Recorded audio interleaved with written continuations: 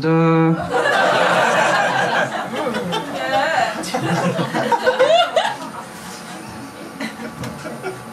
Alas, poor Isaac. I knew him well, Horatio. I should perhaps explain.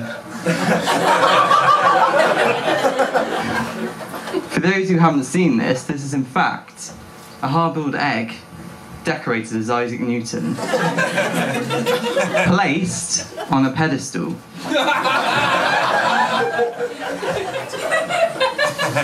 I think you will understand this pedestal is very important, more important than the egg, really. For it's not only a literal pedestal, it's also a metaphorical pedestal.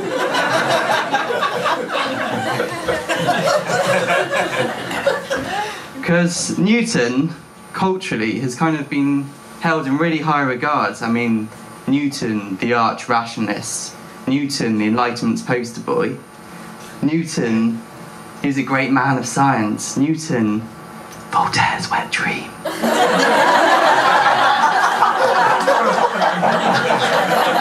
I mean, this is Voltaire. This is straight from the horse's mouth.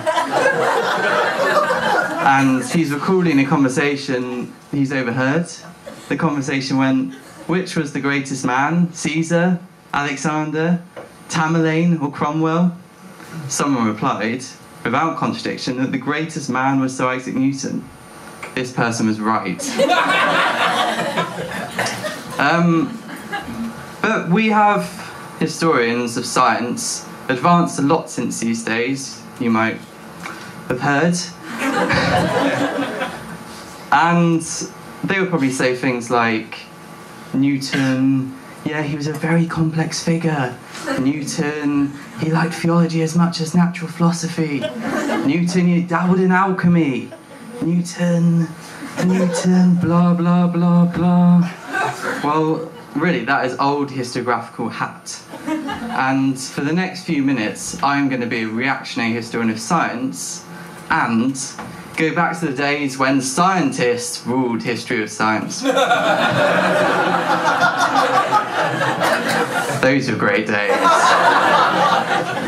And I'm going to present an account of Isaac Newton. I'm going to reclaim him as the Enlightenment hero figure. And this could be easy if I say just invoked the laws of motion, easy peasy, like they used to. Or I could just talk about the Principia, that'd be fun.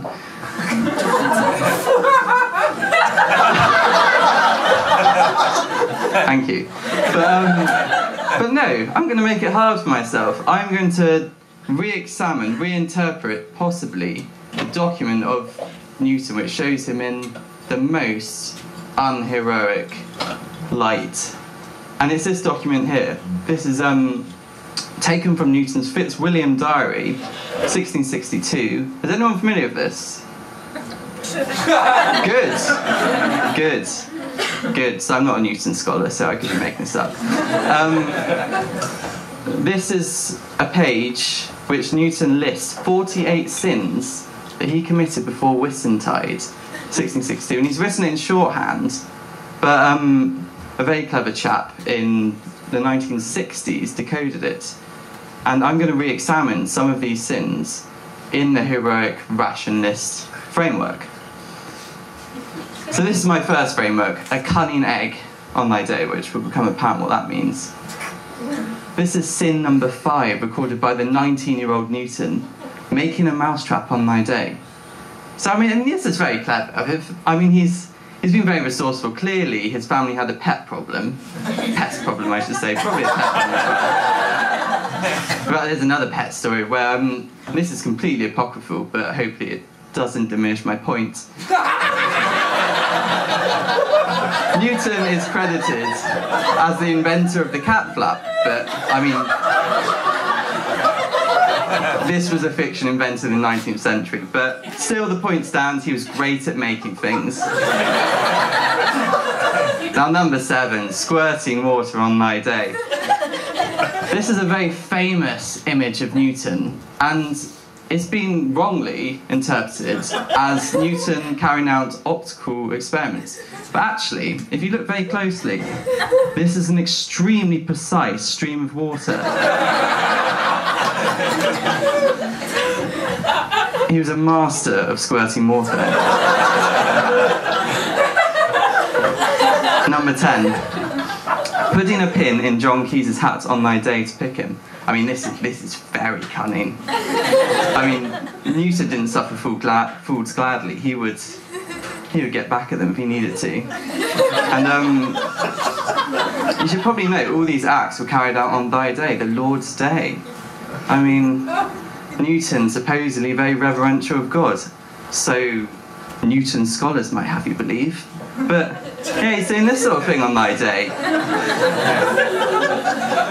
Okay, so Newton, he was also very headstrong. This is important for a scientist. You've got to be assertive. You've got to stand your ground. Sin number 13.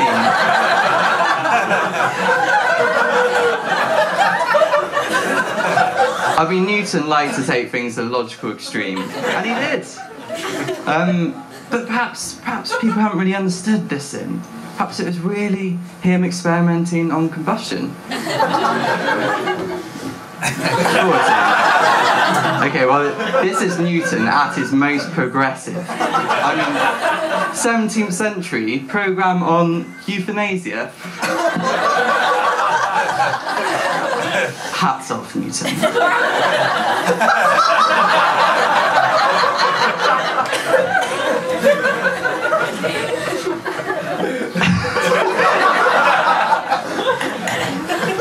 Moving on. Okay, so this is perhaps the most controversial bit of my analysis, but stay with me.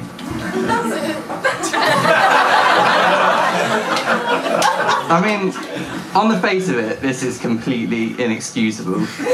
I mean, it's not great, is it?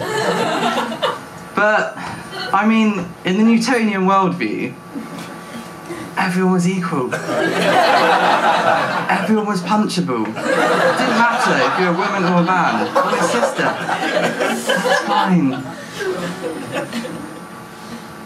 Well, probably no one knows what the 16th, 17th word jade meant. And this is useful for my argument. But as a historian, I've helped you out. So we can't really see Newton as a feminist in this definition, can we? A contentious name for a horse. I mean, Dorothy Rose, and it is Dorothy, not Dorothy. This isn't a very nice thing to call it. A vicious, worthless, ill-tempered horse.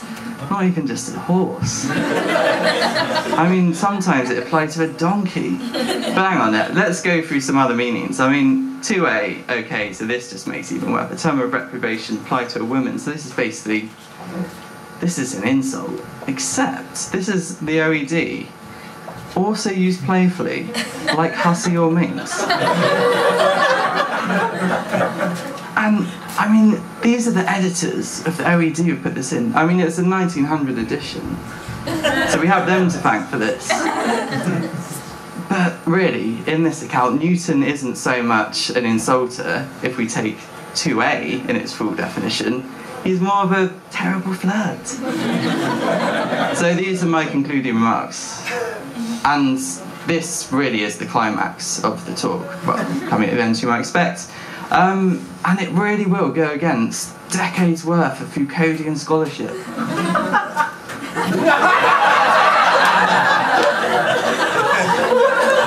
Newton was a good egg. Or, I mean, if that's a bit obtuse, I can put it another way. Newton was not a bad egg. I want to leave you with a question. This question really underlines the whole talk. And I mean, you might ponder it when you go home, you might ponder it in the bath, maybe a glass of wine.